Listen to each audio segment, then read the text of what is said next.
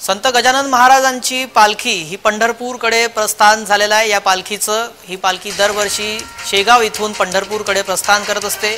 संत गजानन महाराजांच्या पालखीचं पंढरपूरकडे प्रस्थान झालेलं आहे।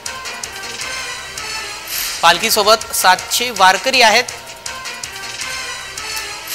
वारकऱ्यांचा 33 दिवसाचा पायी प्रवास असेल। त्यानंतर ही पालखी पंढरपूरमध्ये पोहोचेल।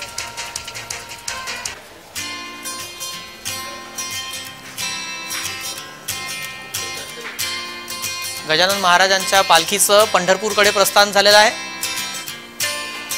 प्रतापराव जाधव सुद्धा यावेळी इथं पोहोचले होते। हे दृश्यात आपण पाहू शकता।